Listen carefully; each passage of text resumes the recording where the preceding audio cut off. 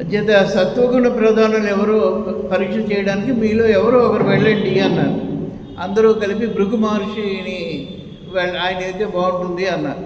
అన్నప్పటికీ ఆయన కూడా అందరూ ఒక్క ఏకంగా రమ్మనగానే ఆయన కొంచెం గర్వం ఫీల్ అయ్యాడు. సరే నేను వెళ్తాను అన్నాడు. నువ్వే వెళ్ళాలంటే మీరు ఒకరే సాధ్యం, మిగతా వాళ్ళకి అంత అవకాశం లేదంటే సరే నేను వెళ్తానని చెప్పేసి ఆయన వెంటనే బ్రహ్మలోకానికి వెళ్ళారు. బ్రహ్మలోకానికి వెళ్ళినప్పుడు బ్రహ్మగారు ఆయన ఏదో రాసుకుంటూ ఉంటాడు. అందరికీ రాతలు రాయాలి కదా, ఆయనకి పాపం ఖాళీ ఉండదు, సెలవులు ఉండవు, ఏముండవు, 24/7 ఆయన వరకు. దానికి సాయం ఏమోను సరస్వతీదేవి ఎప్పుడు అక్కడే కూర్చుంటుంది, అప్పుడు వీణ వాయిస్తూ ఉంటుంది. అంచేత ఓ తలగా ఆయనకి అదృష్టం ఏంటంటే 3 తలకాయలు ఉంటాయి, కనుక ఓ తలకాయ ఆవిడకి వదిలేస్తాడు. వదిలేసి మిగతా ఏమో ఇలా రాసుకుంటూ ఉంటాడు. ఎవరైనా మిగతా వాళ్ళు వస్తే ఇంకో తలకాయ పలకరించడానికి దానికి అన్నమాట. అలాగా ఆవిడేమో వీణ వాయించేస్తుంది, ఈయనేమో బాగా తన్మయంగా ఉన్నాడు. రాత్రులు కూడా రాసేస్తున్నాడు అందరు వీణ. ఎవడు రోగి, ఎవడు భోగి, ఎవడు విరోగి, ఎవడు సన్యాసి, ఎవరు సంసారి, ఎవరి ఎంత అని రాసేస్తున్నాడు ఆయన. ఇలా ఉన్న అడవుల్లో ఉన్నాడు. ఇంతట్లోనేమో భృగు మహర్షి వచ్చాడు. భృగు మహర్షి వచ్చేటప్పటికి బ్రహ్మగారికి సృష్టికర్త నమస్కారం ఇది అది అనేది ప్రార్థన చేశాడు. ఎంత చేసినా అతను ఏం పలకలేదు. అటేమో ఆ వీణాగానంలో అలా ఉండిపోయేటప్పటికి ఆయనకి చాలా కోపం వచ్చింది. వీళ్ళంతా భార్యా విధేయుల భక్తని రక్షించేవాళ్ళ, వీళ్ళేం భక్తులు రక్షిస్తారు అని చెప్పి ఇతను రజోగుణ తమ ప్రధానుడు ఇతను అంచేత ఇతను పూజకి అనర్హుడు అనుకుని వెంటనే శాపం కూడా ఇచ్చేశాడు ఆయన. ఈయన ఊరికే పరీక్ష చేసి రావాలి కానీ శాపాలు కూడా ఎవడేమన్నాడు. అంతే అహంకారం అట్లా వచ్చింది. అంతమంది నీవే గ్రేట్ అనేటప్పటికీ ఇంక అతనికి అహంకారం పెరిగిపోయింది. అతనితో బ్రహ్మగారితో నీకు పూజలు ఉండవు, గుళ్ళు ఉండవు, వెళ్ళి అన్నాడు. అన్నప్పటికీ చాలా సంతోషంలే, నాకు పూజలు పునస్కారాలు చేసినా కూడా నాకు అంత ఖాళీ లేదు, అంతకంటే నాకు లేకుండా నా దగ్గరికి ఎవరు రాకుండా ఉంటేనే నాకు మంచిది అని చేత సరే నువ్వు మంచిది వెళ్ళి అన్నప్పటికి మళ్ళా వెంటనే గబుగా శంకరుడి దగ్గరికి వెళ్ళాడు. శంకరుడు కూడా ఇలా పార్వతీదేవి ఆవిడ ఇద్దరు కలిపి నృత్యం చేస్తున్నారు. దానికి ఏమో నంది భృంగి వీళ్ళందరూ కూడా మ్యూజిక్లు కొడుతున్నారు. మంచి హడావుడుగా ఉంది. శంకర శంకర శంకర అని పిలిచాడు, ఎక్కడా వినిపించుకోలేదు. ఇక్కడ ఇదే భాగవతం, అక్కడేమో సంగీతం, ఇక్కడేమో నాట్యం, వీళ్ళకి ఇదే పని. వీళ్ళు భక్తుల్ని కాపాడతారు, ఈయనేమో రజోగుణ తమోగుణ ప్రధానుడితను అని నిర్ణయించి పైగా నీకేమోను పూజలు ఒక నీ లింగానికి మాత్రమే పూజలు ఉంటుంది, ఇంకా దేనికి ఉండవు అని పొమ్మన్నాడు. అప్పుడు పార్వతీదేవికి చాలా కోపం వచ్చింది. కోపం వచ్చి వీడిని శపించబోతే వద్దులే, వాడు ఏదో పరీక్ష గురించి వచ్చాడు, ఇదంతా కూడా విష్ణుమూర్తి ఆడే నాటకం ఇది, ఇందులో వీడు ఒక పాత్రధారుడు అంతేను, సరే ఎదురో పెద్ద కార్యక్రమం జరగబోతోంది అని చెప్పి నువ్వు కొంచెం ఓపిక బట్టి పర్వాలేదు మనకేమైంది అని చెప్పేసి చెప్పాడు. అలాగే అక్కడ బ్రహ్మగారు కూడా సరస్వతికి కూడా అలాగే కోపం వచ్చి వీడు మూగాడి కింద చేసేస్తాను, వాగ్బంధం చేస్తానంది. వద్దు అలా చేయకని చెప్పి అక్కడ కూడా ఇలాగే జరిగింది. ఏమైతేనే వీళ్ళిద్దరిదే అయిపోయింది. వెంటనే వైకుంఠానికి వెళ్ళాడు. వైకుంఠంలో 7 ద్వారాలు ఓ ద్వారంలో చాలా జరుగుతూ వెళ్ళేటప్పటికి ఆయనేమో పడుకుని ఉన్నాడు. మామూలు ఆయన పోజు తెలుస్తుంటుంది కదా ఫోటోలో, అక్కడ ఆయనేమో ఇలా తల కింద ఇలా చేతులు పెట్టుకుని హాయిగా పడుకుని ఉంటే ఆవిడేమో కాళ్ళు నొక్కుతూ కూర్చున్నది. ఆవిడేదో మాట్లాడుతుంది, ఏదో వాళ్ళ సరసాల కబుర్లు. అడావుల్లో ఇతను వచ్చి శ్రీహరి నారాయణ ఇది అదే ఏదో తనతో పాట పాడాడు, పంచారు పాడాడు, ఏమీ వినిపించుకోలేదు. ఇంకా వెంటనే కోపం వచ్చేసి త్రిమూర్తులు అంతా కూడా ఇంతేనని చెప్పి వల్లిని ఒక్కసారి గుండెల మీద తన్నేటప్పటికీ వెంటనే ఆయన గమ్ములు లేచాడు. సరస్వతి పక్కనే లక్ష్మీదేవి చాలా బాధపడింది. ఒక్కసారి వెనక్కి తిరిగేసేటప్పటికి ఈయన వెళ్ళిపోయి, అయ్యో మీరు రండి, నా యొక్క కఠినమైన గుండెని మీరు తన్నారు, మీ పాదాలేమో లేత పాదాలు, ఏం కందిపోయావు ఏమిటో, ఇలా రండి అని చెప్పేసి, ఇలా రండి బాబు అని చెప్పేసి ఆయన్ని కూర్చోపెట్టి అప్పుడంగా పాదాలు నొక్కుతానంటే ఏమంటే మీరు నొక్కడం ఏంటని కూడా అంటలేదు. వాడు అహంకారం అలా ఉన్నది. కూర్చోబెట్టి కాళ్ళు నొక్కుతూ ఉంటే అలా నొక్కించుకుని చివరికి అడిపాదంలోనూ కన్ను ఉంటుందండి, ఆ కన్నే వీడికి అహంకారానికి కారణం ఇది. అంచేది ఆ కన్నును చితిపేస్తాడు. తిప్పిస్తే అతనికి అహంకారం పోయి చాలా తప్పు జరిగింది, నేను చాలా తప్పు చేశానంటే ఏం పర్వాలేదు, నువ్వంతా ఒక నిమిత్త మాత్రుడివి, నువ్వేం పర్వాలేదు పర్వాలేదు అని చెప్పి పంపిస్తాడు. అప్పుడు లక్ష్మీదేవి చాలా బాధపడుతుంది, నేనుండే స్థలం అది అప్రవిత్తం అయిపోయింది, అంచేత నేను ఇక్కడ ఉండలేను అంటుంది ఆవిడ. అప్పుడు ఈయనంటాడు,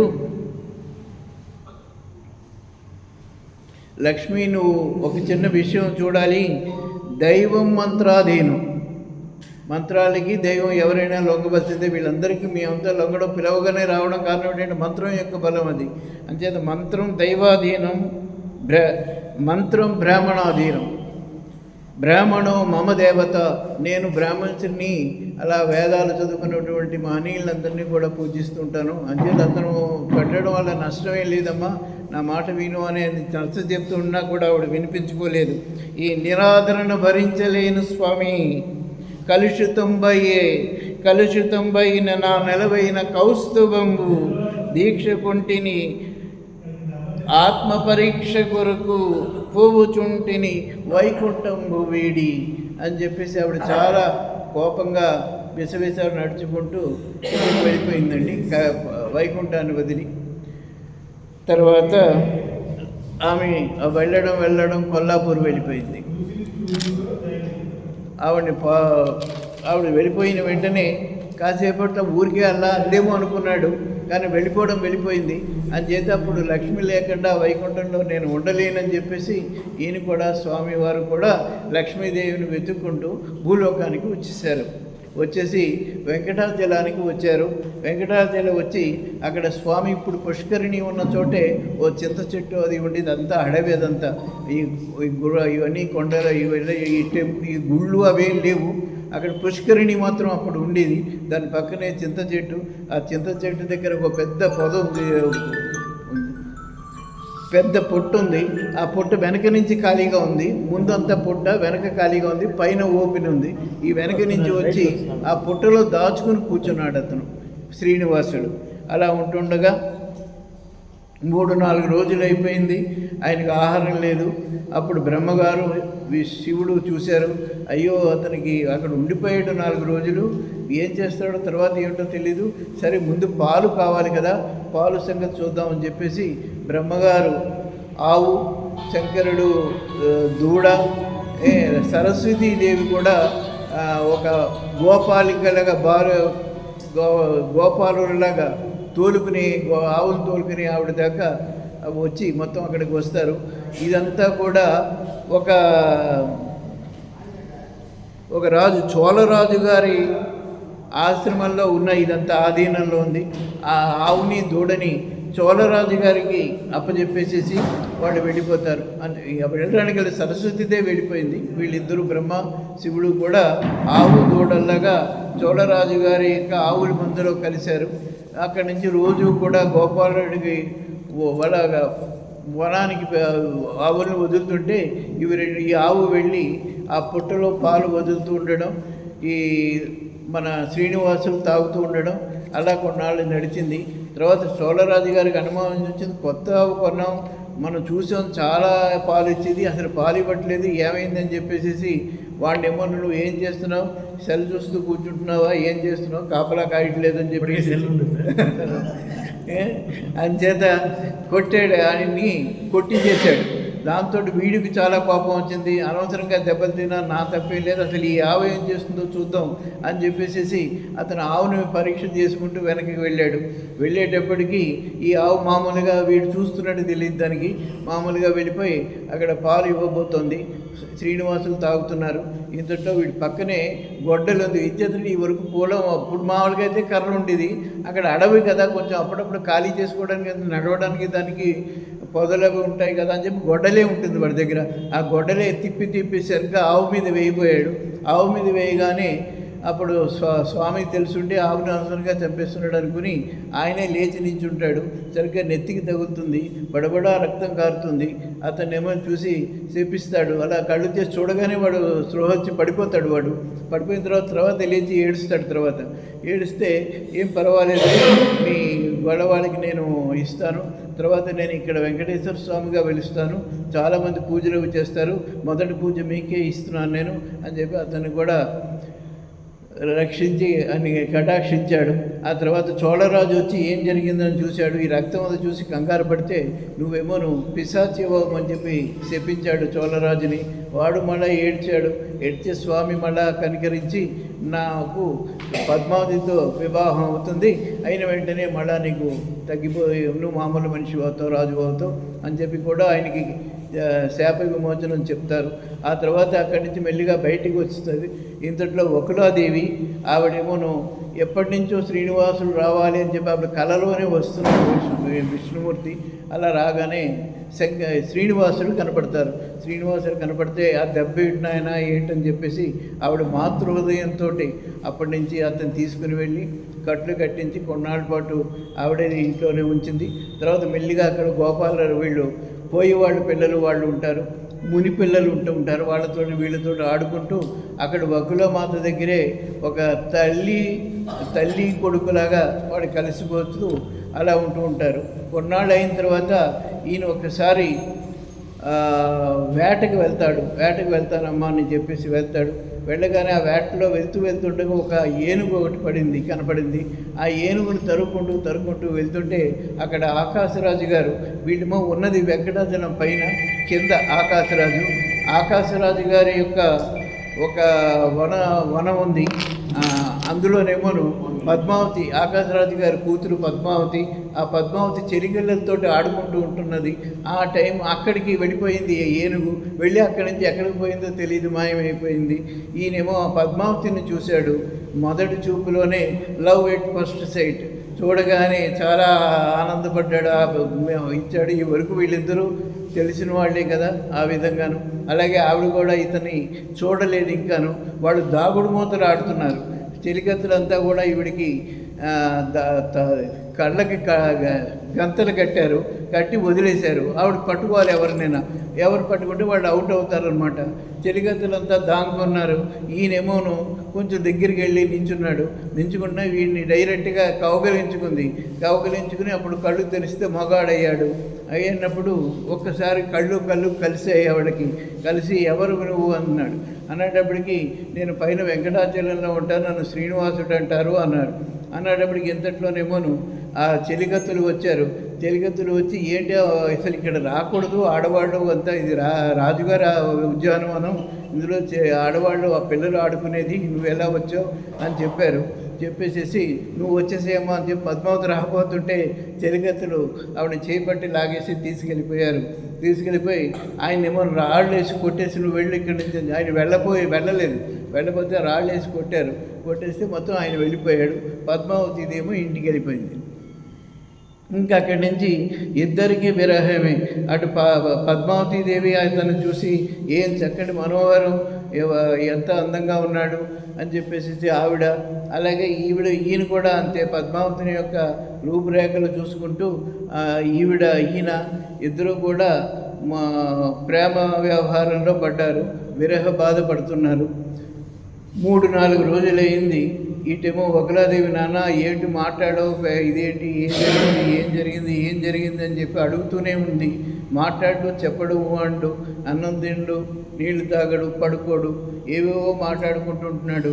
ఇవన్నీ చూసి చాలా బాధపడి అన్న చెప్పాలని ఏం జరిగింది అని మరి అడిగితే అప్పుడు చెప్పాడనమాట.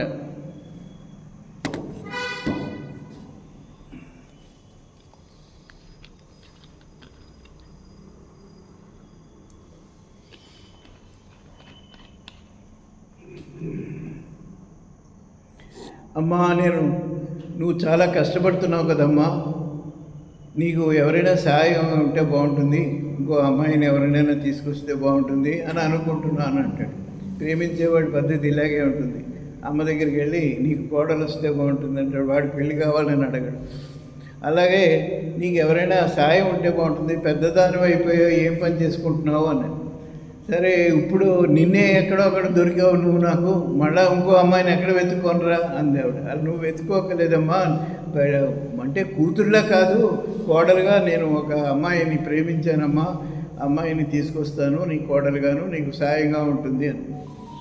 నువ్వు పెళ్లి చేసుకుంటానన్నావు, అంతకంటే కావాల్సిందే ఉంది, ఎవరు అమ్మాయి అన్నప్పటికి ఆకాశరాజు కూతురుట. అన్నప్పటికీ ఆవిడకి ఒక్కసారి వణికిపోయింది.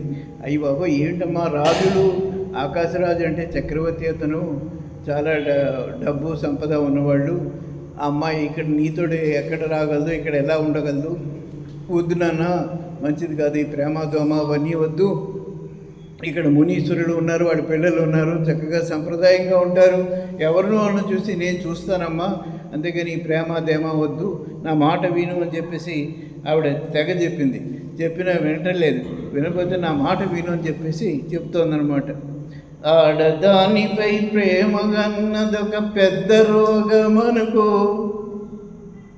ఆడదానిపై ప్రేమ అన్నది ఒక పెద్ద రోగమనుకో, పాము కన్నా అనుబాంబు కన్నా అది పెద్ద డేంజర్ అనుకో.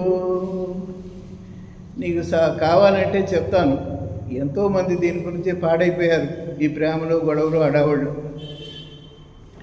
కైక మాట విని కాకరేగి పరలోకమేగనొకడు.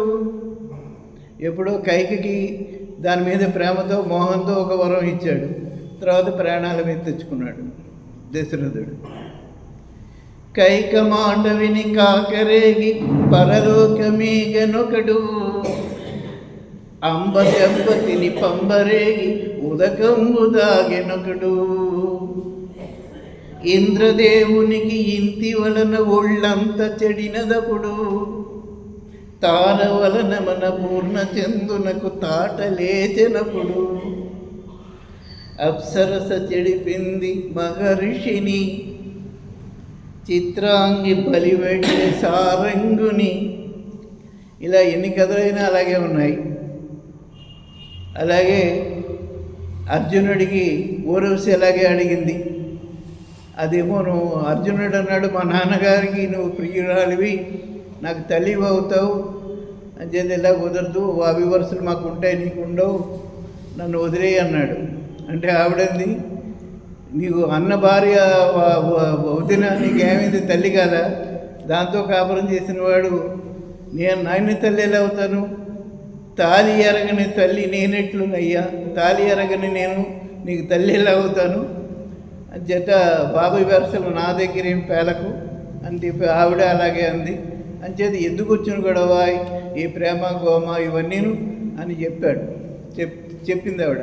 చెబితే అమ్మ నీకు ఒక విషయం చెప్పాలి తల్లి, నువ్వెవరో నేనెవరో ఆ పద్మావతి ఎవరో చెప్తాను విను అని చెప్పేసి ఒక్కసారి ఆవిడకి గత స్మృతులు వచ్చేటట్లాగా ఒక ఇలా చెయ్యలా అన్నప్పటికీ ఆవిడకి ఒక స్మృతులు వచ్చాయి. అందులోనే అమ్మ నేను సాక్షాత్తు విష్ణుమూర్తి నేనమ్మా, ఇంతకుముందు కృష్ణావతారంలో నీవు నాకు తల్లి దేవకీదేవి నా తల్లివి, నువ్వు 8 మంది పెళ్ళిళ్ళు చేసుకున్నాను. మిగతా 8 మంది పెళ్ళిళ్ళు మామూలుగా పద్ధతిగా చేసుకున్నదే, కానీ మిగతా వాళ్ళందరూ కూడా రిజిస్టర్డ్ మ్యారేజ్లు. ఈ 8 మట్టికి మాత్రం చక్కగా మ్యారేజ్ మంత్రయుక్తంగా చేసినవే. అన్నింట్లో కూడా ఈవిడ రాలేకపోయింది దేవకీదేవి. అంచేత అప్పుడు నువ్వు కోరుకున్నావమ్మా నాకు నీ పెళ్ళి చూడలేదని, అంచేత అప్పటి నుంచి నీకు వరం ఇచ్చాను నా పెళ్ళి చేద్దు కానీ అంచేత నేనే ఆ కృష్ణుడే నేను, అంచేత నువ్వేమో దేవకీదేవివి ఇవాళ పెళ్లి చేద్దు కానీ. ఇకపోతే ఈ పద్మావతి ఎవరో తెలుసా అమ్మ, ఈవిడ రామావతారంలోను త్రేతాయుగంలో ఈవిడ వేదవతి అనేటువంటి అమ్మాయి నా గురించి వేలాది సంవత్సరాలు తపస్సు చేసింది. ఈలోపుగా రావణాసురుడు వచ్చి ఆమెనేమో బలాత్కరించిపోయాడు. ఆవిడేమో అగ్నికి ఆహుతి అయిపోయింది. ఆవిడ కూడా తపస్సు ఫలం వల్ల అగ్నిలో ఆవిడేం అవ్వలేదు. అగ్నిదేవుడు వాళ్ళ ఇంట్లోనే అతని ఆధ్వర్యంలోనే ఉండిపోయింది ఆవిడ అగ్నిదేవి. తర్వాత రావణాసురుడు సీతను పట్టుకెళ్తున్నప్పుడు, ఇది రామాయణంలో ఉండదండి కదా, వాల్మీకి మహర్షి రాయలేదు, స్కాంద పురాణంలో ఉన్నది, భవిష్యత్ పురాణంలో ఉన్నది. రావణాసురుడు సీతమ్మను తీసుకెళ్ళిపోతూ ఉంటాడు విమానం మీద. తీసుకెళ్ళిపోతున్నప్పుడు అగ్నిదేవుడు వస్తాడు. వచ్చి నువ్వు సీతని అనుకుంటున్నావు, నువ్వు సీత కాదు, నీ మాట మారీచుడు నువ్వు మాట్లాడుకోవడం విన్నాడు రాముడు, అందుకని మార్చేశాడు. ఆ సీత అసలు సీత నా దగ్గర ఉన్నది, ఈవిడేమో ఒక డూప్లికేటు. అంచేత ఈవిడ కాదు సీత, అది అసలు సీత నా దగ్గర ఉంది అన్నాడు. అన్నప్పటికైతే నాకు ఇస్తావా లేదా చంపేనా అన్నాడు. చంపేయడానికి లేవా, నేనే పనిగట్టుకు చెప్తున్నాను కదా, ఇవాళ రేపో నా దగ్గర నా మీద పడతావనే ఉద్దేశంతో చెప్తున్నాను. ఈ సీతని వదిలే, నేను నా దగ్గర ఉన్న సీతని ఇస్తాను అని చెప్పేసి అప్పుడు ఈ వేదవతిని తీసుకొచ్చి అక్కడికి ఇస్తాడు. అరణ్యవాస ఒక ఏడాది పాటు 12 నెలల పాటు రావణాసురుడి యొక్క చెరలో, రాక్షసుడి యొక్క క్రూర వలయంలో బాధలు పడింది వేదవతి, సీతమ్మ కాదండి. ఆ తర్వాత ఈ సీతమ్మని అప్పుడు ఈ అగ్నిదేవుడు తీసుకెళ్ళిపోయాడు. వేరే ఆవిడనేమో తీసుకొచ్చి ఇక్కడ పెట్టాడు. ఏడాది అయిపోయిన తర్వాత రావణాసురుడు చనిపోయిన తర్వాత సీతమ్మని తీసుకొచ్చినప్పుడు అగ్ని ప్రవేశం చేయమన్నారు. సీతమ్మ అగ్ని ప్రవేశం చేస్తే అగ్నిదేవుడు 2 సీతల్ని ఇచ్చాడు. అందులో అసలు సీత ఒకటి, ఈవిడ ఒకటి. అప్పుడు సీతేమో ఎవరు ఈవిడ అని అంటే అప్పుడు రాముడు చెప్పాడనమాట, ఇవాళ మన తరఫున పాపం కష్టాలు పడింది ఈవిడ వేదవతి అని, నన్ను గురించే వివాహం చేసుకోమని అడుగుతుందంటే ఆవిడంతే నా చెల్లెలు లాంటిదే, చేసుకో పర్వాలేదు అంది. అప్పుడు అంటే వద్దు, నేను ఒక వ్రతం పెట్టుకున్నాను ఈ జన్మకి, ఈ అవతారానికి, అంచేత నేను తర్వాత పెళ్లి చేసుకుంటాను, అంచేత నువ్వు కూడా ఒప్పుకున్నావు కదా, ఆ తర్వాత అప్పుడు గొడవ పెట్టకు మరి, అంచేత నువ్వు కూడా ఒప్పుకున్నావు, నేను ఇంకో వేరే అవతారం ఎత్తుతాను కలియుగంలో వెంకటేశ్వర స్వామిగా, అప్పుడు ఈవిడ నాకు పద్మావతిగా వస్తుంది ఆవిడ, అంచేత నేను ఇప్పుడు కాదు అని చెప్తాడు. అంచేత అమ్మ ఈ పద్మావతి, ఆ పద్మావతి అమ్మ, వేదవతే ఈ పద్మావతి, ఈవిడేమోను అయితే అభినీచ, భూమి నుంచి సీత పుట్టింది, అలాగే ఈవిడ కూడా భూమి నుంచే పుట్టుతుంది. ఆకాశరాజుకి ఇలాగే జనక మహారాజులాగే వాళ్ళు యాగం చేస్తున్నప్పుడు ఎలాగ అరగ దున్నుతూ ఉంటే ఈ పెట్టి తగులుతుంది, ఆ పెట్టిలోనే వేదవతి వస్తుంది. ఆ అమ్మాయినే వాళ్ళు పెంచుకొని పద్మావతి అన్నప్పుడు పద్మావతి ఉంది. అంచేత ఆ పద్మావతికి ఎప్పుడో నేను వరం ఇచ్చానమ్మా, ఆవిడ నేను ఇద్దరు భార్యాభర్తలు అవ్వాల్సినవేనమ్మా, అంచేత నువ్వు చిన్న ప్రయత్నం చేయి, ఒక్కసారి ఆకాశరాజు దగ్గరికి వెళ్ళి ఇలాగ నేను శ్రీనివాసుడు అని చెప్పేసి చెప్పు, పర్వాలేదు వెంకటేశ్వర మన విష్ణుమూర్తినే చెప్పు, ఆ పద్మావతి కూడా అని చెప్పు, అన్ని విషయాలు చెప్పు, పర్వాలేదు చెప్పి నాకు పెళ్ళి ఏర్పాటు చెయ్యమ్మా నువ్వు అని చెప్పేప్పటికి చాలా సంతోషించింది ఆవిడ. ఇవన్నీ ఉన్నాయి నాకు తెలియదు, ఇప్పుడేమి నేను ఈజీగా వెళ్తాను, అయితే ఎలా వెళ్ళమంటావు ఉంది. ఇక్కడి నుంచి కొంచెం ఇప్పుడు వాళ్ళు కొండ మీద ఉన్నారు, కొండ నుంచి కొంచెం ఇలా కిందకి దిగి అక్కడ కపిలి తీర్థం ఉంటుంది, ఆ కపిలి తీర్థంలో స్నానం చేసి ఆ కపిలేశ్వర స్వామికి దర్శించుకుని అప్పుడు వెళ్ళి పని అవుతుంది అన్నారు. ఇవాళ తిరుపతిలో క్షేత్రంలో కనుక చెప్తూ ఉంటారంటే మనకి ఇవాళ సమయం సరిపోదు, దేవుడి దర్శనం ఒక్కటే లెక్క, మనకి వాళ్ళు తోసేస్తున్నా సరే ఒక 2 నిమిషం అలా చూసాం అదొకటే అనుకుంటాం మనం. కానీ యాక్చువల్గా కపిలేశ్వర స్వామి అక్కడ ఆ స్నానం చేసి కపిలేశ్వర స్వామి యొక్క అనుమతి తీసుకుని వెళ్తేనే ఆ యొక్క వెంకటేశ్వర స్వామి అనుగ్రహం కలుగుతుంది. అలాగే వరాహస్వామి కూడా అంతే, ఆయన్ని కూడా దర్శించుకుని కపిలేశ్వర స్వామి దర్శించుకుని అప్పుడే వెంకటబాబుకు వెళ్తేనే ఆయన అనుగ్రహం పూర్తిగా వస్తుంది, లేకపోతే ఊరికే మన వేడుక ట్రిప్పుల కిందే లెక్క. అంచేత వగ్లాదేవి ఆయన చెప్పినట్టుగానే కపిలేశ్వర స్వామిని దర్శించుకుని మెల్లిగా నడుచుకుంటూ వెళ్తుంది ఆవిడ. వెళ్ళేప్పటికీ ఈయనకి అనుమానం వచ్చింది, ఈవిడ వెళ్తే ఈవిడికి అసలు వాళ్ళు పలకరిస్తారా, మాట్లాడతారా వాళ్ళ రాజులు, ఈవిడ చూస్తే ఏదో మామూలుగా ఉంటుంది, ఈవిడికి ఎవరు ఇస్తారు అని చెప్పేసి తనే ఒక ఎరుకల సానివేషం వేసుకుని ముందే వాళ్ళ దగ్గరికి వెళ్తాడనమాట. కొండ దగ్గరికి, కొండ కాదు కొండ కిందకి. పార్వతీదేవి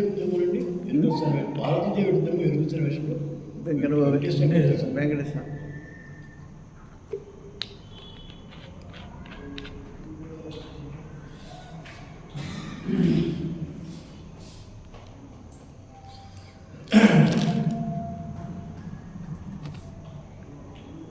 వేషం మార్చేస్తున్నాడండి.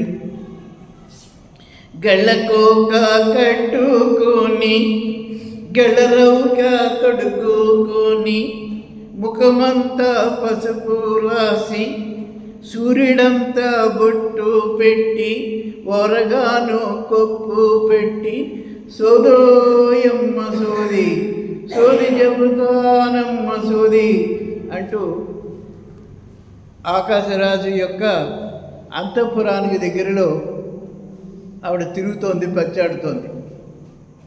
ఈలోగానే పద్మావతి 3 రోజుల నుంచి ఆహారం లేదు, నిద్ర లేదు, ఏమీ లేదంటే తల్లి ఏమమ్మా అని ఎంత అడిగినా కూడా ఆవిడ చెప్పట్లేదు. చెప్పబోతే డాక్టర్ల చేత తీసుకెళ్ళి చెకింగ్ చేస్తే ఈవిడికి ఏదో మానసికమైనటువంటి బాధ, ఆరోగ్యమైన లేవన్నారు డాక్టర్లు. అంచేత ఏమైనా ఏ గ్రహాలు ఏమైనా పట్టాయేమో అని చెప్పి వేప మంటలు పెట్టి ఏవో చేస్తున్నారు. భూత వైద్యులు వాళ్ళ ప్రయత్నాలు చేస్తున్నారు, ఏమీ లొంగట్లేదు. ఇలాంటి సమయంలో ఈ ఎరుకోయమ్మ ఎరుక అన్న మాట వినపడింది. విన్నప్పటికి పోయినది ఏదైనా చెప్తుందేమో అని చెప్పేసి ఆ ఎరుకలు దాన్ని లోపలికి తీసుకొచ్చారు. ఇంకా వచ్చేప్పటికి ఈవిడ వచ్చింది. ఎరుక చెబుతానమ్మ ఎరుక సోదోయమ్మ సోది, ఉన్నది ఉన్నట్టు చెబుతా, లేనట్టు చెబుతా అంటూ వచ్చారు. వచ్చేప్పటికి కూర్చోమ్మా అని చెప్పి దీన్ని కూర్చోబెట్టారు. అప్పుడు ధరణీదేవి ఆకాశరాజు యొక్క భార్య, పద్మావతి గారి తల్లి, ఆవిడ కూర్చోబెట్టి ఏమే సోది చెప్పాలమ్మా మరి అంటున్నప్పటికీ చెప్పు, చాటడు పెట్టమ్మా, 7 సేరులు బియ్యము ఇవ్వాల, చారెడు రత్నాలు ఇవ్వాల, 7 ఆకులు పెట్టు, 7 చెక్కలు పెట్టు అప్పటికి అవన్నీ తీసుకొచ్చి పెట్టారు. పెట్టేటప్పటికి ఇంకక్కడి నుంచి చెప్తూ బొట్ట ఉంది. ఆ బొట్టలోనేమో ఒక కర్ర తీసుకుంది, ఇలా అంటుంది, ఆ బొట్ట మీద పెడుతుంది. ఈవిడ నెత్తిని కొడుతుంది, చెయ్యి ఇమ్మంది, చెయ్యి ఇచ్చింది. చెయ్యి ఇచ్చేటప్పటికి చూసి చెప్తుంది,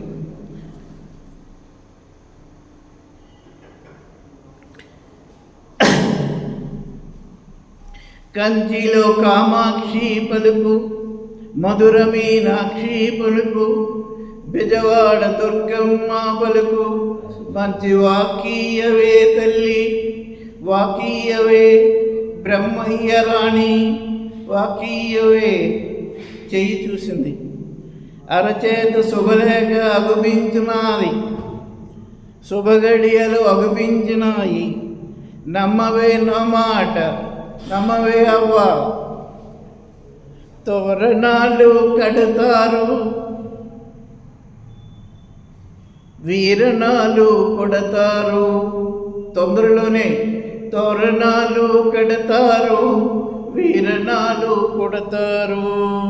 పూరణాలు తింటారు, కారణాలు చెబతాను. పూర్ణం అంటే బూరెలు అంటే పూర్ణం. పెళ్ళిళ్ళకి కంపల్సరీగా బూరెలు ఉండాలి. బూరెలు పులిహార అంటే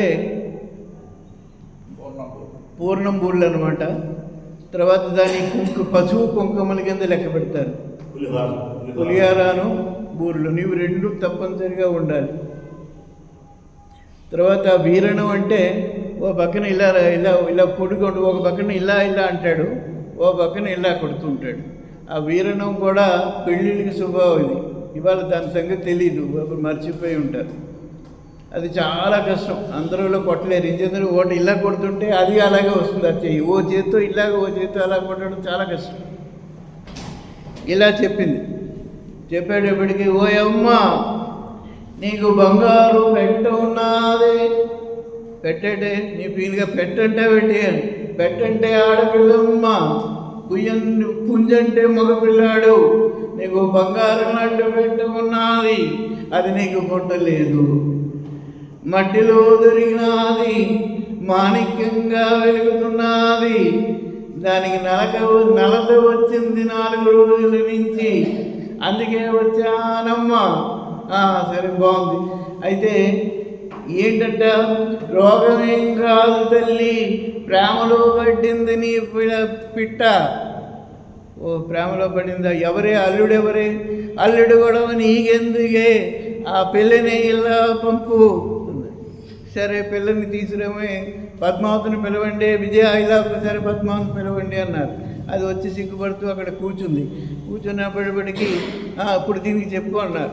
అన్నప్పటికి చేట పెట్టాలి, 7 సేరులు బియ్యం వేయాలి, ఏమిటి ఇవన్నీ ఇచ్చాం కదా అంటే, తల్లి జోది తల్లి సోది తల్లిదే, పిల్ల సోది పిల్లదే, తల్లి సోది తల్లిదే పాటను. సరే తెప్పిస్తాంలే అని చెప్పి ఇందాక అవన్నీ తెచ్చునని కూడా పెట్టండి అన్నారు. పెట్టిన తర్వాత ఇంకక్కడి నుంచి ఆ పిల్ల చేయి తీసుకుని పిసిగేస్తున్నాడు. ఏమిటా పిసగడం ఏంటి, చెప్పవే జ్యోతి అన్నారు. అన్నప్పటికీ చెప్తున్నాడు, నల్ల నల్లని వాడే, నామాలు గలవాడే, శంఖ చక్రాలుండి వనమాల గలవాడే, 7 లోకాలు ఏలేటి మునగాడు, 7 లోకాలు ఏలేటి మునగాడు, 7 కొండల పైన వెంచేసి ఉన్నాడు. వాడేనమ్మా నిన్ను పెళ్లి చేసుకుంటాడు, వాడికి నీకు పెళ్ళి అవుతుంది. ఈ బొట్ట మీద ఆన, శంకరుడి మీద ఆన. అమ్మా పెళ్ళికి మళ్ళా కొత్త చీర పెట్టాలి తల్లి, ఇప్పుడు ప్రస్తుతానికి ఒక పాత కోకుంటే ఇయ్యి, వస్తాను మళ్ళా పెళ్ళికి అని చెప్పి వెళ్ళిపోయి.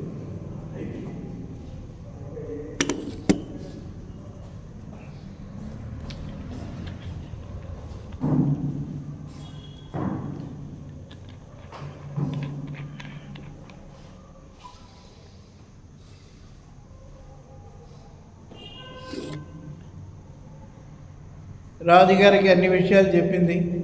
ఈ అమ్మాయిని అడిగింది, ఏమీ నిజమేనా?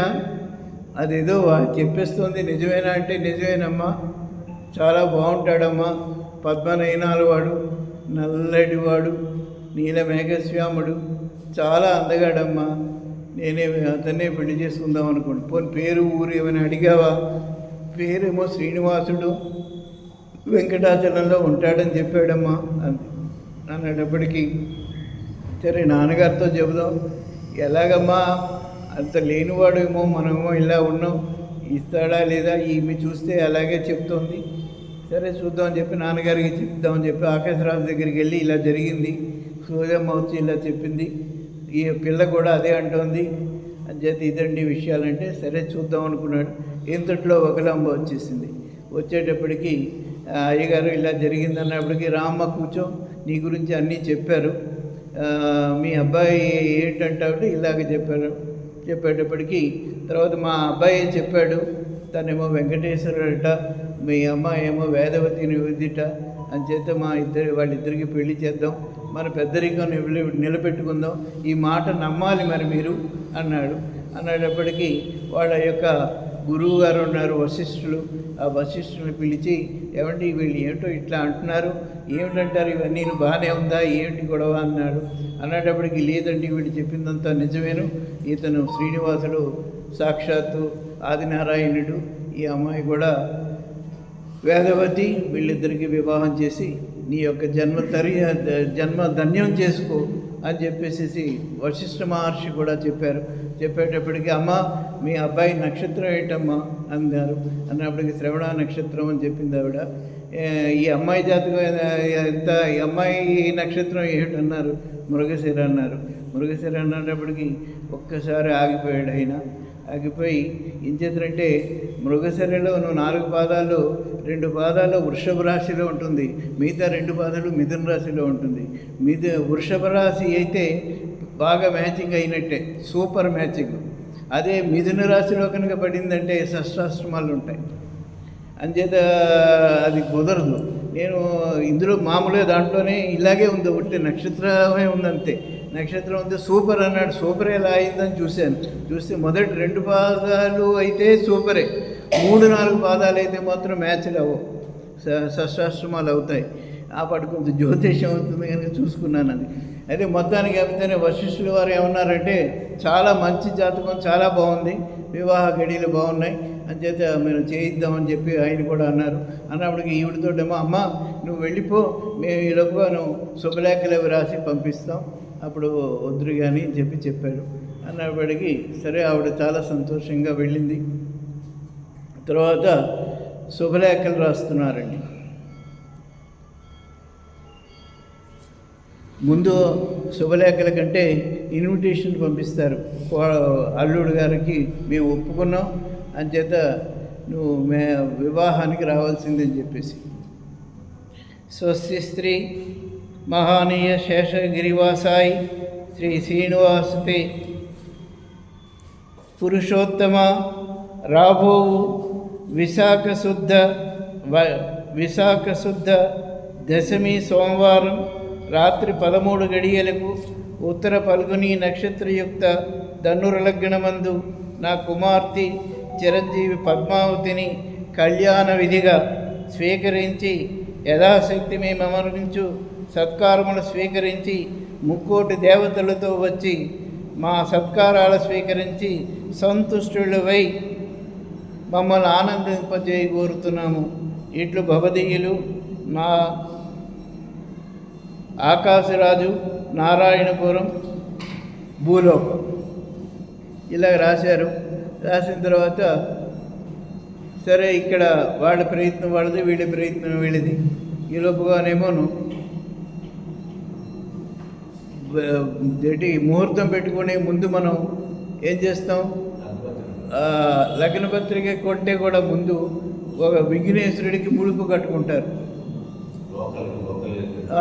అంచేత విఘ్నేశ్వరుడు పెట్టుకున్నాం అంటారు కదా. ఆ రోజున ఒక ముందు విఘ్నేశ్వరుని పెట్టాక మిగతా వారిని పనులు చేస్తారు.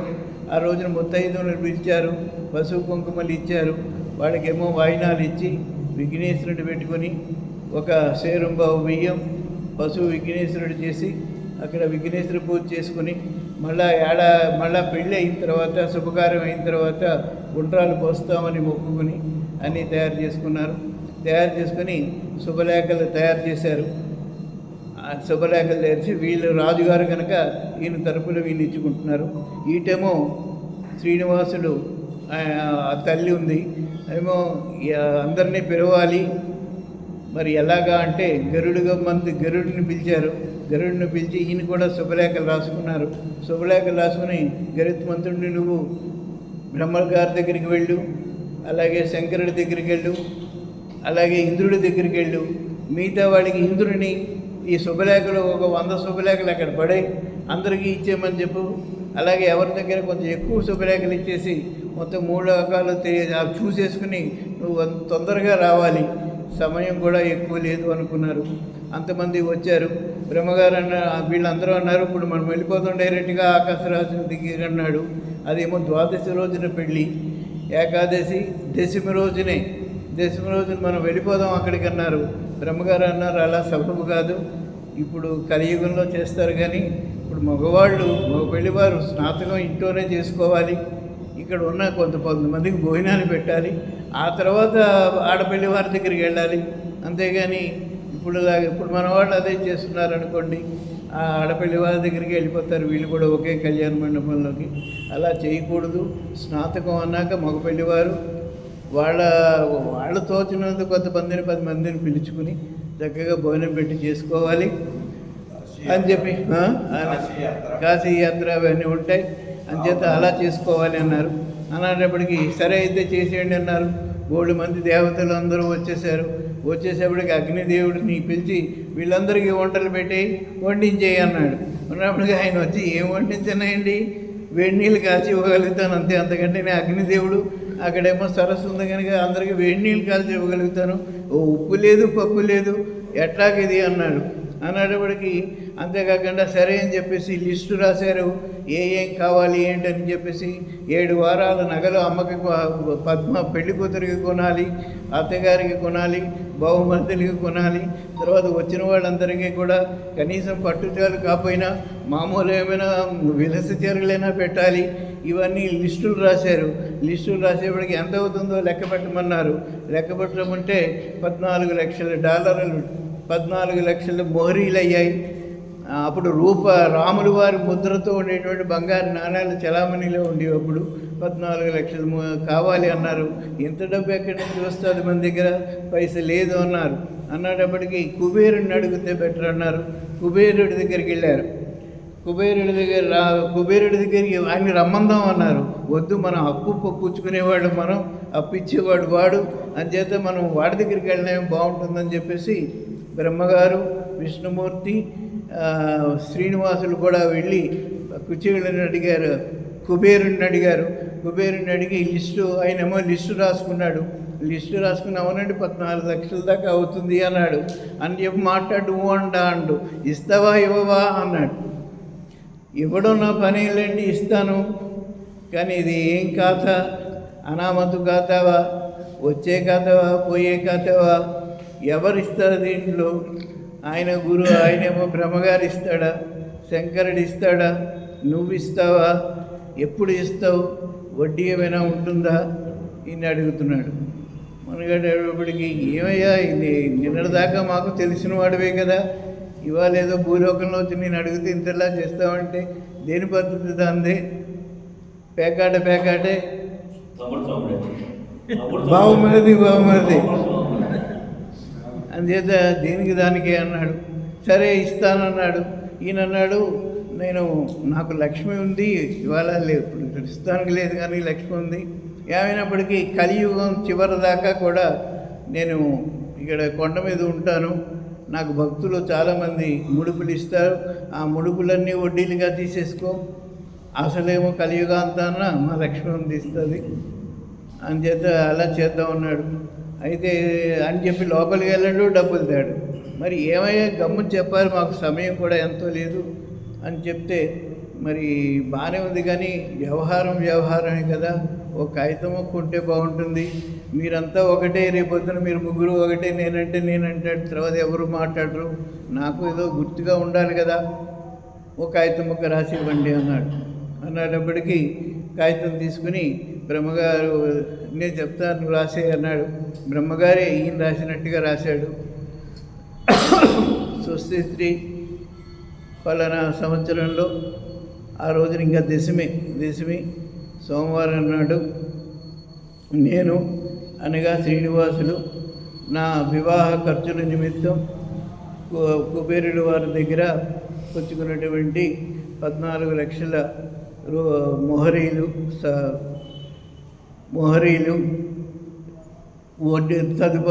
వడ్డీగా నాకు వచ్చినటువంటి ముడుపులన్నీ ఇస్తూ ఉండడానికి, తర్వాత కలియుగాంతాన అసలు ఇవ్వడానికి నా ఉద్దేశపూర్వకంగా నేను సంతకం పెట్టుతున్నది అని చెప్పేసి ఆయన నోటు రాశారు. దీనికి ఏమైనా సాక్షులు ఉండాలన్నారు. బ్రహ్మగారు ఒక సాక్షి పెట్టాడు. ఒక సాక్షి కుదరదు, ఓ కన్ను కాదు, ఓ కుర్రాడు కాదు, ఓ సాక్షి కాదన్నారు. అన్నప్పటికీ సరే అయితే చెప్పేసి శంకరుడు కూడా సంతకం పెట్టాడు. అయినా సరే అంటాడు, ఏమైనప్పటికీ ఇద్దరు పార్టీలు కదా, మీ తరపున మీరిద్దరూ పెట్టేశారు, మీరంతా ఒకటే, రేపొద్దున నా తరపున ఎవరినైనా ఒకటి పెట్టించుకుంటాను, అయితే పెట్టించుకో అన్నారు. అశ్వత్థ వస్తు కింద వాళ్ళు ఇవన్నీ చేసుకుంటున్నారు. అంచేతే అశ్వత్థ వృక్షం అంత ప్రాధాన్యత పొందింది, పవిత్రమైనది. అశ్వత్థ వృక్షం అశ్వత్థ రాజు అని చెప్పేసి అతను కూడా ఒక సంతకం పెట్టాడు. ఆ కాగితం ఒకటండి ఇవాళ వరదరాజు గారి గుడి దగ్గర ఉందిటండి. అది మన చాగంటి కోటేశ్వరరావు గారు ఆయన తిరుపతి వెళ్ళినప్పుడు బృందంతో వెళ్ళినప్పుడు అడిగారట, ఏమంటే ఆ ఉత్తరం ఉందిట కదా, ఉందా అంటే ఉందండి, ఒక వారం రోజులు పోతే ఈవో గారు వాళ్ళని అడిగి మీకు పెర్మిషన్ తీసుకొని ఇస్తాం అన్నారు. ఆయన చెప్పి చూపించారటండి. అది రాగి పత్రం మీద సంస్కృతంలో రాసినటువంటి ఉత్తరం ఉందండి.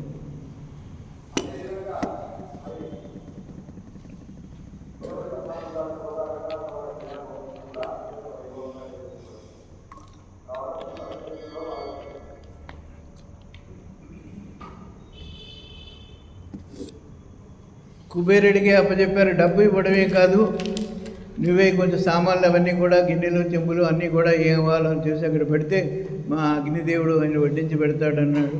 అంచేత ఆ రోజున అందరికీ కూడా బ్రహ్మాండమైన ఏర్పాట్లు అవి చేశారు. స్నాతక మహోత్సవం. ఆ స్నాతక మహోత్సవానికి ఇటు ఆకాశరాజు నుంచి రమ్మన్నారు. ఆకాశరాజు ఆయన తమ్ముడు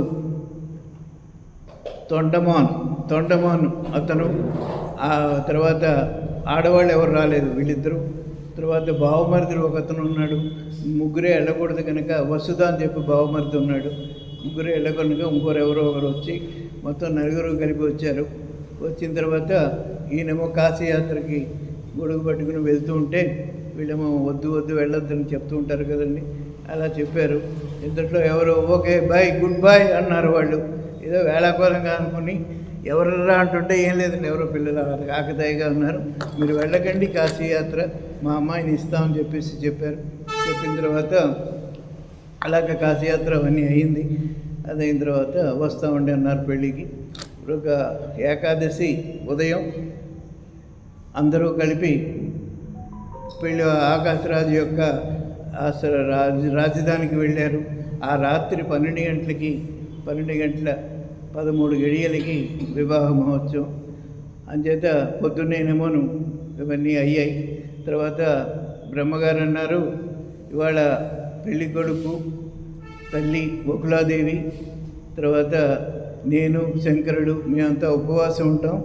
అలాగే అటు పిల్లనిచ్చేవాళ్ళు పిల్ల తల్లి తండ్రి బావమరిది కదా, ఇంకా పెదనాన్న వాడు అతను ఉన్నాడు కదా తొండమాను బాబయ్య, అతని భార్య, అందరూ కూడా ఉపవాసాలు ఉండాలి అని చెప్పారు. అలాగే ఉన్నారు. అంచేత సరిగ్గా ముహూర్తం సమయం అంతా ఆడావిడంతా గొడవ అయింది. సరిగ్గా 8 గంటల ప్రాంతం నుంచి పెళ్లివారు రావడాలు, ఎదురు సన్నాహాలు, ఆడావిడు అవన్నీ చక్కగా జరిగాయి. ఆ తర్వాత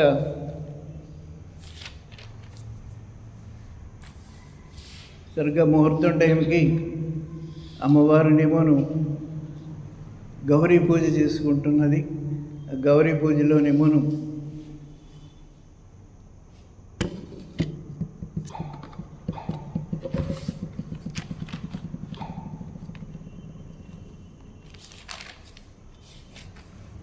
అమ్మ గౌరీ పూజ చేస్తోంది. సర్వమంగళ మాంగళ్యే శివే సర్వార్థ సాధకే శరణ్యే త్ర్యంబకే దేవి నారాయణి నమోస్తుతే. ఇలా కుంకుమ పూజ చేస్తుంటే అలా చేస్తోంది.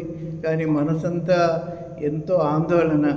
ఏమో పెళ్ళి వెళ్తున్నాం, వయసు చూస్తే చిన్నది, అక్కడికి వెళ్ళాక ఏవో రకరకాలు, అందరూ ఆడవాళ్ళు అంటున్నారు, అక్కడ జాగ్రత్తగా ఉండాలమ్మా, అత్తవారు ఉంటారు, వీళ్ళు ఉంటారు, వాళ్ళు ఉంటారు, అమ్మా నాన్నలు ఎవరు ఉండరు, నీ ఇష్టం వచ్చినట్టు ఉండకూడదు, ఇలా ఏవో అంటుంటే అవన్నీ వింటుంటే బాధగా ఉంది, భయంగా ఉంది.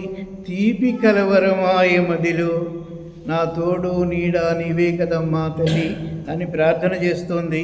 వీళ్ళంతా ఏమిటేటో చెప్తున్నారు, అర్థం కావట్లేదు. బాధ్యతలన్నీ మోయాల, బరువులన్నీ మోయాల, కార్యేషు దాసిగా, కరణేషు మంత్రిగా, భోజేషు మాతగా, సేనేషు రంభగా, ఇవన్నీ నేను చదవని పరీక్షలు నా ముందు ఉంచుతున్నారు. కలవరంగా ఉంది అమ్మ, నువ్వు ఎట్టా కాపాడుతావు అని ఆమె ప్రార్థన చేస్తోంది. ఇంతట్లో మగపెళ్లివారు బ్రహ్మగారు శంకరుడు వీళ్ళు అంతా వస్తారు. అలాగే అటు సైడ్ వాళ్ళు కూడా కొంతమంది వచ్చాక దీన్ని ఏమంటారంటే ప్రవరులు చెప్పుకోవడం కన్యావరణాలు అంటారు. మగపల్లివారు ఈ పిల్లాడి యొక్క తాత, ముత్తాత, తాత, తండ్రి, అలాగే ఆడపిల్లవారు కూడా అలా ఎవరు చెప్తారు, ఆ ప్రవరులు చెప్తూ ఉంటారు. ఈ ప్రవరు వింటే చాలు. పూర్వకాలంలోనూ ఆడపిల్లలకి ఊరికే ప్రవరు చెప్పించేవారు ఎవరైనా గురువులు వచ్చినప్పుడు. అందులోనేమో శంకరుడి యొక్క భగవంతుడి యొక్క ప్రవరణండివి. చతుస్సాగరపర్యంతం గోబ్రాహ్మణేభ్య శుభం భవతు. వాసిష్ఠమైత్రావరణ కౌండిన్యత్రయ ఋషయ ప్రవరాన్విత వాసిష్ఠగోత్రోద్భవస్య యయాతి వర్మణే నత్రే. వాసిష్ఠమైత్రావరణ కౌండిన్యత్రయ ఋషయ ప్రవరాన్విత యయాతి వర్మణే పౌత్రే. వాసిష్ఠమైత్రావరణ కౌండిన్య ప్రియ ఋషేష ప్రవరాన్విత సోరసేన వర్మణే పుత్రాయ. వాసిష్ఠమైత్రావరణ కౌండిన్య త్రయ ఋషేయ ప్రవరాన్విత వశిష్ఠగోత్రోద్భవస్య శ్రీనివాస శర్మనే వరాయ అని చెప్పేసి ఈయన యొక్క చదివారు వశిష్ఠ మహర్షి. అలాగే ఎవరు లేరు అని చెప్పుకున్నారు శ్రీ వెంకటేశ్వర స్వామి కిందకు వచ్చినప్పుడు. మరి తాతలు తండ్రులు మా ఇవి ఎట్లాగంటే చెప్పారు ఇంతకుముందే, మన వెంకన్న బాబు దేవనండి, గోపాలస్వామి, విష్ణుమూర్తి ఎవరైనా కూడా ఇవే ప్రవర్సు. ఏం చేద్దంటే ఆయన ఇక్కడ ఒక రాముడిది మాత్రం వేరేగా, మిగతా తర్వాత అన్నీ కూడా ఇవే ప్రవర్తి. చివరికి వరహస్వామి వివాహాలు జరిగినా కూడా ఇవే. కూర్మస్వామి వివాహం జరిగింది మొన్న, ఇవే ప్రవర. వశిష్ఠ గోత్రం అంటే కృష్ణుడి గోత్రం చెప్తారు, వసుదేవుడు గోత్రం. ఇంకా అమ్మవారిది ఆత్రేయ గోత్రం. ఆత్రేయ ఆర్చనానస సేవాస్య త్రియా ఋషే పరివరాన్విత ఆత్రేయ గోత్రస్య శ్రీ సువీరవర్మనే నప్త్రీం ఆత్రేయార్చనాంస సేవాస్య త్రియా ఋషే పరివరాన్విత ఆత్రేయ గోత్రస్య సువధర్మవర్మనే పౌత్రీం ఆత్రేయార్చనాంస సేవాస్య త్రియా ఋషే పరివరాన్విత ఆత్రేయ గోత్రస్య ఆకాశరాజవర్మనే పుత్రీం ఆత్రేయార్చనాం సేవాస్య త్రియా ఋషే పరివరాన్విత ఆత్రేయ గోత్రస్య పద్మావతీ నామ్నీం కన్యాం అని చెప్పేసి ఇలా కన్యావర్ణాలు చెప్పేసిన తర్వాత ఒక ప్రధాన వేదికకి వెళ్ళిపోతారు. ప్రధాన వేదిక మీదే ఈయన శ్రీనివాసులు మధుపర్కం కట్టుకుని కూర్చుని ఉంటారు. ఈలోపుగానేమో ఈమెని బుట్టలో కూర్చోబెడతారు, పద్మావతి దేవిని. పెళ్ళిలో కూడా బుట్టలో కూర్చోబెట్టడం ఏంటంటే ఆవిడ లక్ష్మీదేవి కింద, బుట్ట ఏమో ఒక కమలం కింద చేస్తారు. ఆ బుట్టని మేనమామలే తీసుకుని వస్తుంటారు. మేనమామలు తీసుకురావడమే కారణం కూడా ఒకటి ఉన్నది. ఏం చేద్దంటే అప్పట్లో ఎప్పటి నుంచి అంటే మన ఇక్ష్వాకు కాలం నుంచి కూడా ఉన్నది. ఏమిటి ఆనవాయితీ ఏంటంటే ఆడపిల్ల పుట్టిన తర్వాత మొట్టమొదట పెళ్లి చేసుకునే అధికారం ఉన్నది మేనమావకే ఇవ్వాలి. మేనమావ ఏ కారణం చేతనా చేసుకోకపోతే ఇంకెవరికైనా బయటికి ఇవ్వాలి. మేనమావకి మాత్రం మొదటి ప్రాధాన్యత, అతనికి హక్కు కూడా అతనికి ఇవ్వాల్సిందే కంపల్సరీగా. అందుకని ఒకవేళ ఏ కారణం చేతన మేనమావ కనుక ఆ పిల్లని చేసుకునే పొజిషన్లో లేకపోతే అతనే నేను చేసుకోవట్లేదని చెప్పి అతనే అప్పతిప్పడం అనమాట. అందుకని మేనమావే బొట్టు మొయ్యాలి. అయితే మేనమావ ఒక్కడూ చేయలేడు కనుక ఇంకో నలుగురు చెయ్యి వేస్తారు. మొత్తానికి ఏమైతే మేనమావే బొట్ట ఇచ్చి తీసుకుని వస్తాడు. అలా బొట్ట తీసుకుని వస్తుంటే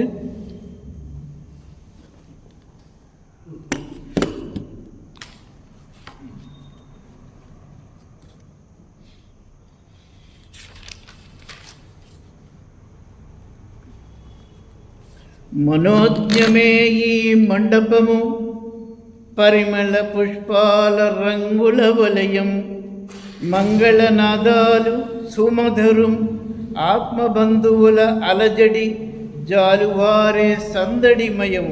వేదమంత్రాల జల్లుల తడిసి పునీతుడైపోయినాడు పెళ్లి కొడుకు. అక్కడే కొన్ని మంత్రాల జ్యోతి పెళ్లి కొడుకు సిద్ధంగా ఉంటాడు. వెండి జంజము వేసుకుని విఘ్నేశ్వరుని వేడుకుని వధువు కోసం 1000 కళ్ళతో ఎదురు చూస్తూ కూర్చుంటాడు. గౌరిని కొలిచినటువంటి ఈ అమ్మాయిని కన్యావరణాలు అయిన తర్వాత సన్నాయి రాగాలు, వేద మంత్రాలు ముందు నడవగా బుట్టలో పెళ్లి కూతురిని మేనమామ తెస్తూ ఉంటే అది మనోజ్ఞం అండి. ఆ మండపం, ఆ సీను వర్ణించడం కష్టం. అయితే బొట్టలో ఎందుకు తీసుకురావాలి అంటే పాత్ర లేని దానానికి విలువ లేదు. పాత్ర ఉండాలి. ఎవరికైనా మనం బట్టలు పెట్టాలంటే మన ఇంట్లో ఓ కంచంలోనో ఎందులోనో పెట్టి పెట్టాలి. బొట్టి చేతితో బట్టలు పెట్టేయకూడదు. పాత్ర లేని దానానికి విలువ లేదు. అందుకే విలువైన పద్మంలా ఆ బొట్టను సవరించి ముగ్ధ మనోహరిని, లక్ష్మీ సమానురాలిని, ఆ పద్మావతీ దేవిని రాముల వారికి అప్పచెప్పడానికి మేనమామే స్వయంగా తెస్తుంటే అది చూసి తీరాలి. సుముహూర్త సమయం అయిందండి. బ్రహ్మగారు సుముహూర్త సమయం అంటే కొంతమంది రకరకాలుగా ఉంటారు. చాలా అప్పటి నుంచి ఇప్పటిదాకా చాలా ఆచారం ఏంటంటే జీలకర్ర బెల్లం పెట్టడమే సుముహూర్తం. మంగళసూత్రాల ధారణ తర్వాత సుముహూర్తం అంటే ఇవి పెట్టడమే లెక్క. అంచేత సుముహూర్త సమయం అయింది. కన్యాదానం తదాస్తు అంటున్నారు. సన్నాయి మేళాలు మోగాయి, కళ్యాణ రాగాలు. ఎదురుకుండా పెళ్లి కొడుకుని నారాయణగా తలుస్తారు. పాదపద్మాలు పళ్ళెల్లో, బంగారు పళ్ళెల్లో ఉంచి ఆ పెళ్లి కూతురు తండ్రి అంటే మామగారు కాళ్ళు కడుగుతాడు. ఇక్కడ స్వయంగా నారాయణుడే ఉన్నాడు. నారాయణే ఉన్నాడు. మెత్తగా సతీ భార్య నీళ్లు పోస్తే శృతి మెత్తగా పాదాలు కడిగి తన ఇంటి లక్ష్మిని, తనకింటి పాపని కాంచనంబులతో అలరించి కన్నులరా గాంచి దోసిట్లో కొబ్బరి బొండం అమ్మాయి చేతిలో పెట్టి, అమ్మాయి చెయ్యి కొబ్బరి బొండం కలిసి అబ్బాయి చేతిలో పెట్టడం. దీన్ని కన్యాదానం అంటే ఇక్కడే, ఇదే కన్యాదానం. దానాలలో మిన్న కన్యాదానం ఎంతమందికి దక్కుతుంది ఇది అని చాలామంది నాకు మగపిల్లలే ఉన్నారు, ఆడపిల్లలు ఎవరు లేరు అనుకుంటారు. కన్యాదానం అయినటువంటి అద్భుతమైనటువంటి భాగ్యం అది. అంచేత కురుడుకు పుడితే పున్నాంక నాలుగో మాట దేవుడెరుగు. ఇది మాత్రం ఖచ్చితంగా ఈ దానం చేసినటువంటి ఫలితం దక్కుతుంది. మంగళ వాద్యాలు మారు మ్రోగిపోతుంటే, వేద మంత్రాలు జల్లు కురిసిపోతూ ఉంటే, అలాగా శ్రీనివాసులు పద్మావతీదేవి యొక్క శిరస్సు మీద జీలకర్ర బెల్లం పెడతారు. సావధాన సుమూర్తే సావధాని శుభలగ్నే సావధాన్ అని చెప్పేసి అందరూ కూడా దీవిస్తూ ఉంటారు. శ్రీరామపత్నిం జనకస్య పుత్రిం, ఇది సీతా కళ్యాణం నుంచి తర్వాత నుంచి కూడా ఏ కళ్యాణం అనేది చదువుతారు. శ్రీరామపత్నిం జనకస్య పుత్రిం సీతాంగనా సుందర కోమలాంగిం శ్రీ విష్ణుపత్నిం భువనైకమాతం వధూవరాభ్యం వరదా భవంతు. ఇది అయిన తర్వాత వాళ్ళు లోపలికి వెళ్తారు. పెళ్లి కొడుకు పెళ్లి కూతురు వెళ్ళి తర్వాత మధుపర్కాలు కట్టుకుని వస్తారు.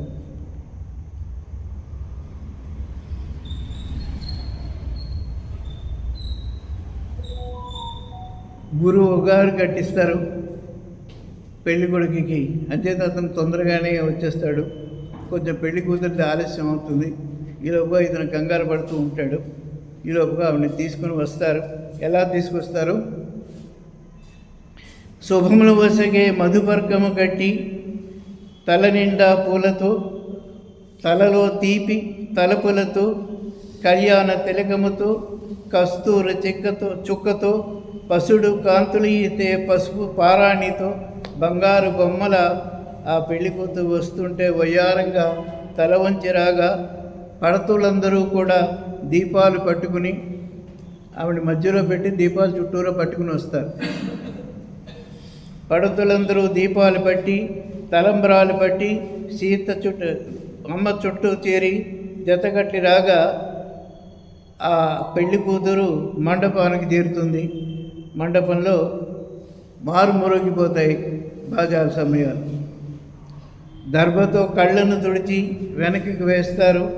కాడి నుంచి నీళ్లను పోస్తారు. కాడి అది ఏంటంటే భార్యాభర్తలు ఇద్దరు కూడా ఇద్దరు ఎద్దులాగా జీవితం లాగాలని, దాని యొక్క సంసార భారం తీసుకోవాలని దాని యొక్క ఉద్దేశం అది.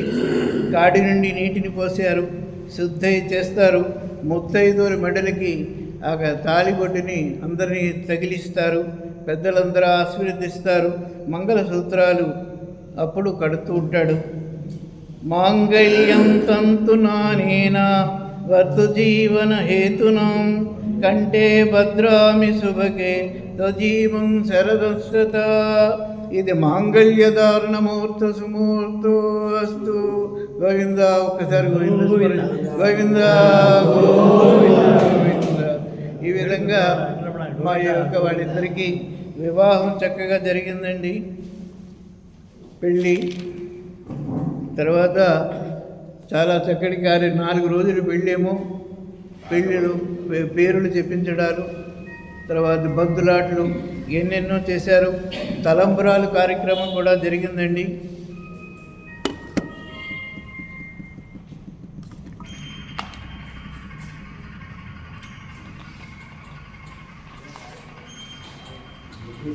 తలంబ్రాలు తలంబ్రాలు తలంబ్రాలు తలంబ్రాలు. అందరూ తొందరగా రండి. అమ్మాయో అబ్బాయో గెలిచేదెవరు? ఆట వాళ్ళది, అల్లరి మనది. తలంబ్రాలు పోసుకుంటారు. ఎందు గురించి అంటే సంతానం కోసం, సౌభాగ్యం కోసం, పాడి పంటల కోసం, సిరి సంపదల కోసం శ్రద్ధగా బుద్ధిగా 4 సార్లు పోసుకుని మొదట్లో 4 సార్లు ఇది వేదోక్తంగా మంత్రపూర్వకంగా చేస్తారు. తర్వాత ఇది వేడుక. మొదటి 4 సార్లు మాత్రం ఈ కారణాలు ఇది అనమాట చేస్తారు. దోసిళ్లతో నవదంపతులు ముత్యాలు తలంబ్రాలు ఒకరి మీద ఒకరు వాన కురిపించేస్తుంటే కరతల దవనాలు దరువులే దరువులు. చప్పట్లు కొడతారు కదండి. దరువులే దరువులు వత్తాసులు పలికే కేరింతల హోరులు. చాలా మంచి హడావుడిగా ఉంటుంది. అంబరం అంటే సంబరాలు. దంపతులిద్దరికీ చిలిపి జ్ఞాపకాలు. ఆల్రెడీ పెళ్ళైపోయిన వాళ్ళందరూ ఉంటుంటారు కదా, అప్పుడు వాళ్ళకి పాత జ్ఞాపకం వస్తూ ఉంటాయి. దంపతులందరికీ చిలిపి జ్ఞాపకాలు. గురువు కూడా చిలిపివాడైపోతాడు. అతను కూడా చేస్తూ ఉంటాడు. సన్నాయి రాగాలు, దరువులే దరువులు. ఈ విధంగా తలంబ్రాలైందండి. తర్వాత సప్తపది. ఈ పెళ్ళిలో ఇదొక ముఖ్యమైన ఘట్టం. సప్తపది. అడుగులో అడుగు వేస్తే అనురాగబంధం. సప్తపది అంటే 7 అడుగులు నడిచినా 7 మాటలు మాట్లాడినా సంబంధం కుదురుతుందంటారు. 7 మాటలు మాట్లాడినా సంబంధం కుదురుతుంది అంటారు. అలాగా అడుగులో అడుగు వేస్తే అనురాగబంధం, చేతిలో చేయి వేస్తే చెలిమితో బంధం, పాణిగ్రహణమున తన చేయి పట్టిన ప్రియమైన చెలి చిటికని వేలను పట్టుకుని అడుగులో అడుగు వేస్తే అందం. నారాయణుడసుకును అడుగుకొక్క వరాన్ని, అన్నాన్ని, సౌఖ్యాన్ని, బలాన్ని, శుభాన్ని, పశు సంపద, ఋతు సంపద, మహామునుల అనుగ్రహం. అగ్ని సాక్షిగా అందరి సాక్షిగా ప్రమాణాలు చేసుకుంటూ 7 అడుగుల పయనమిది, 7 జన్మల బంధమిది. ఒకరి వెంట ఒకరు నడిచేది తమ ఎప్పుడు ఒకటేనని, ఒకరినొకరు విడిపోమని, ఒకరి చేయి ఒకరు పట్టింది చెలిమినప్పుడు విడమని. అగ్ని సాక్షిగా అందరి సాక్షిగా ప్రమాణాలు చేసుకుంటూ నడిచేటువంటి 7 అడుగులు. తర్వాత అల్లుడి గారికి కూడా ఆయన చాలా ఇచ్చాడండి. అల్లుడి గారికి దాన్ని ఏమంటారు, కానుకలు. అవి కూడా బాగానే ఇచ్చాడు. ఆకాశరాజు గారు ఎలాంటివంటే 1 కోటి సువర్ణ సూర్ణ నాణ్యాలు ఇచ్చాడు.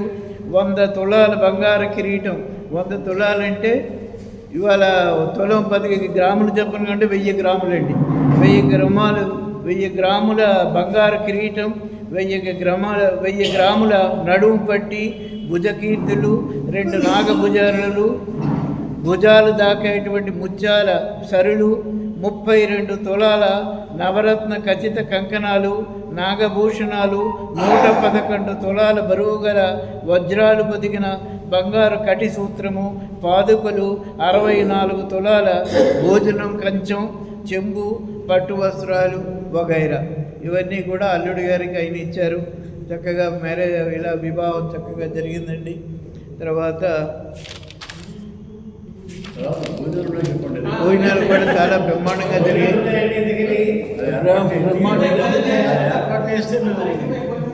భోజనాలు కూడా బ్రహ్మాండంగా జరిగాయండి.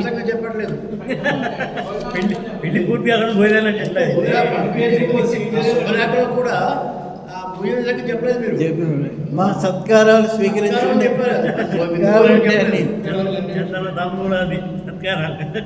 ఎన్ని వింతలో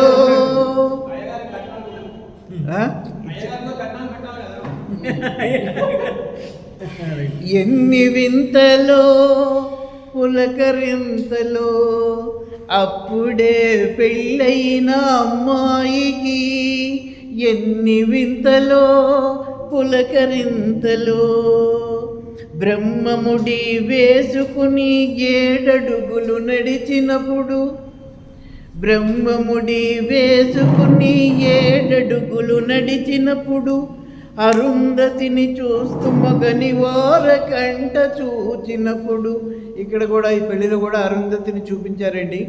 ఆయన గురువుగారు చెప్పారు, గో నాయనా చూడు, అదిగో ఉత్తర దిక్కున ఆకాశం, ఉత్తర దిక్కున అదిగో 4 కోళ్ళ మంచంలా ఉంటుంది, 4 కోళ్ళు, ఆ తర్వాత ఆఖరి కోడు అనుకుని వరుసగా తోకలా ఉంటుంది. ఆ కోడును అనుకుని ఈ 3ంటికి తోకలో మొదట్లో ఉన్నది అరుంధతి నక్షత్రం చూడు అంటాడు. ఇప్పటిదాకా వీడు పెళ్లి కాక మునుపు దాకా ఇది ఒకటి చాలా ఇంపార్టెంట్మైన స్టేజ్ అనమాట అండి. వీడికి యొక్క జీవితంలో మార్పు జరిగేటువంటి స్టేజ్. అతనేమో చూసి ఎక్కడా కనపడలేదండి అంటాడు. కనపడలేదండి అంటే అప్పటికి ఆవిడ కారు కింద తొక్కి అదిగో ఉంది కదా అంటే అయితే ఓకే అంటాడు. అప్పటి నుంచి ఆయన ఓకే ప్రొసీజరు అప్పటి నుంచి ప్రారంభం అవుతుందన్నమాట అండి. అంచేత అరుంధతి నక్షత్రం కూడా అదొక పెద్ద ఘట్టం. బ్రహ్మముడి వేసుకుని 7 అడుగులు నడిచినప్పుడు అరుంధతిని చూస్తూ మగని వారకంట చూచినప్పుడు, ఎన్ని వింతలో పులకరింతలో మగని చేతిలో చేయి ఉంచి స్పర్శ సుఖము పొందునప్పుడు, మగని చేతిలో చేయి ఉంచి స్పర్శ సుఖము పొందునప్పుడు, ఒడికట్లను వదిని గారు ముడి విప్పి మురిసినప్పుడు, ఎన్ని వింతలో పులకరింతలో. ఈ పాట నేనే రాసుకున్నానండి.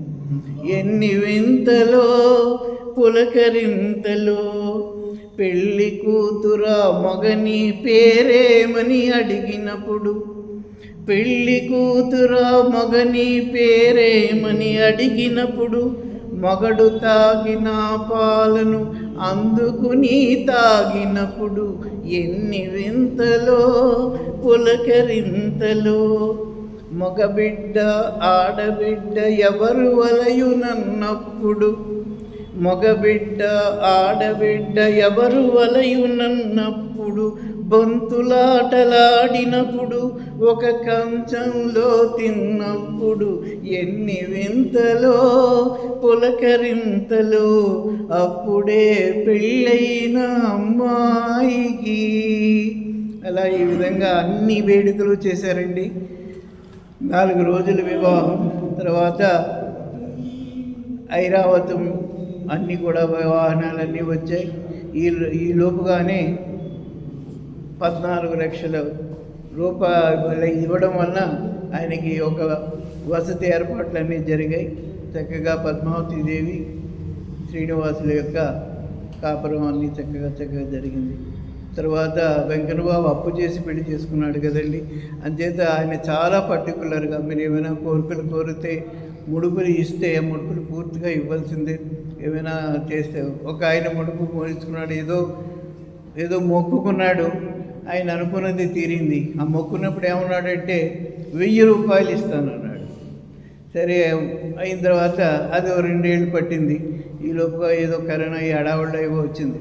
దానివల్ల వెంకన్నబాబు గుడి దగ్గరికి వెళ్ళి అక్కడికి వెళ్ళి నేను 1000 రూపాయలు ఇద్దాం అనుకున్నాను, ఆ 1000 రూపాయల నోట్లు గవర్నమెంట్ బ్యాన్ చేసేశారు, ఇప్పుడు నా దగ్గర లేదు, ఒకవేళ నేను ఇచ్చినా నీకు చెల్లదు అని చేత ఏదో అన్నాను కనుక 100 రూపాయలు వేస్తున్నాను అని చెప్పేసి ఇలా మెట్లు ఇలా కొట్టాడు. కొంచెం ఎత్తుకొని అలా వేయిపోయాడు. వేస్తే ఆ 100 రూపాయలతో పాటు ఆయన పెళ్లి రోజున వాళ్ళు మామగారు పెట్టిన ఉంగరం 20 గ్రాములు ఉంగరం అందులో పడిపోయింది. అందుచేత మనం ఏదైనా మొక్కుకుంటే పూర్తిగా ఇవ్వాల్సిందే. లేదా ఆయన అప్పు చేసి చేసుకున్నాడండి, వడ్డీలు కట్టుకోవాలి. అంచేత ఆయన కష్టం కూడా మనం కొంచెం చూడాలి. ఇలాగే ఇంకో ఆయన మా కుర్రాడికి సాఫ్ట్వేర్ ఉద్యోగం వస్తే నేనేమో ఆయన ఆవుల వ్యాపారం, మా దాంట్లో పెద్ద మరీ ఖరీదైనటువంటి ఆవుని మీకు ఇచ్చేస్తాను, అక్కడ అమ్మేసి ఆ డబ్బు ఎంత వస్తే అంత ఇచ్చేస్తాను అంటాడు. అన్నప్పటికీ సరే వాడికి కుర్రాడికి ఉద్యోగం వచ్చింది. వచ్చేప్పటికి ఈయన ఆవు అమ్మేశాక ఎంత డబ్బు వస్తే అంత ఇచ్చేస్తానంటున్నాడు ఆవుని అని చెప్పేసి ఆవుని ఓ కోడి పెట్టను తీసుకెళ్ళి బజార్లో సేలం పెట్టాడు. కోడి 10,000, ఆవు 100 రూపాయలు. 10,000 ఒక 100 ఆవు, ఒట్టి ఆవును మాత్రం ఇవ్వను, ఆవు కోడి కనుక తీసుకుంటే 10,000 ఒక 100కి రెడీ అన్నాడప్పటికీ సరే అని చెప్పి ఇదేనా చౌకీ అని చెప్పి 10,000 ఒక 100 ఎవరో తీసుకున్నారు. వెంకన్నబాబుతో చెప్తున్నాడు, ఇగో నేను 100 రూపాయలకి ఆవు అమ్మేశాను, ఆ 100 రూపాయలు వచ్చింది నీకేసేస్తున్నాను అన్నాడు. అంటే ఇటువంటి తెలివిదాట్లు నేను పని చేయవండి. ఆయనకి ఉద్యోగం వచ్చింది కదా, ఉద్యోగం వచ్చిన మాట నిజమే, కానీ ఆయనకేమో పాకిస్తాన్లో ఇచ్చారు పోస్టింగ్, దాంతో ఇంక వదిలేశాడు అంతే. అంతేదంగా ఉద్యోగం లేదేం లేదు. అంచేత వెంకన్నబాబుతో ఎలా ఉంటాయి. అంచేత వెంకన్నబాబు యొక్క కరుణా కటాక్షాలు మనందరికీ సక్రమంగా ఉండాలని అందరినీ మంగళాశీస్సులు చేస్తూ సెలవు తీసుకుంటాం. ఓం నమో వెంకటేశాయ.